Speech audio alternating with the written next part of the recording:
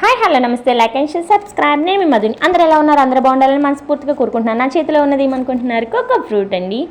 మనకి ఇప్పుడు తెగ ట్రెండ్ అవుతుంది కదా, ఎక్కడ చూసినా ఇన్స్టాగ్రామ్స్లో, యూట్యూబ్స్లో ఎక్కడ ఓపెన్ చేసినా ఈ ఫ్రూట్ గురించి తెగ చూపించేస్తున్నారు, వైరల్ అయిపోతుంది కదా. సర్లే మనం కూడా చూద్దామని నా చేతికి వచ్చింది. నా చేతికి వచ్చిన తర్వాత వదులుతానా? అసలు ఇది తినవచ్చా తినకూడదా అనుకున్నా. మీకు ఒక విషయం తెలుసా? ఈ గింజలతోనే మనకి చాక్లెట్ పౌడర్ తయారవుతుంది, అంటే చాక్లెట్ తయారు చేస్తారంట.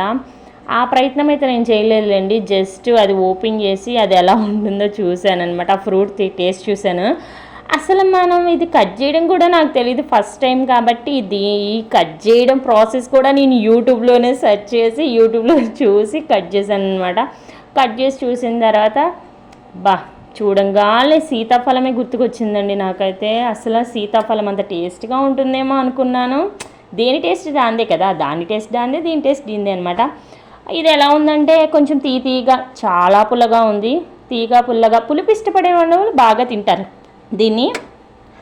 అయితే దాన్ని నాకు ఎలా చేయాలో తెలియక దాన్ని నచ్చినట్టు తీసేసానండి. అసలు ఎలా పడితే అలా పీకేసాను అనమాట. పీకేసి ఆ గిన్నెలో వేసేసాను ఆ గింజలన్నీ. వేసేసి తర్వాత టేస్ట్ చూసాను అనమాట. టేస్ట్ చూస్తే చాలా బాగుంది. అవి ఊరుకుంటానా, అవి తీరా ఓపెన్ చేసిన తర్వాత ఎలా అనిపించిందంటే మొత్తం గింజలు తీసిన తర్వాత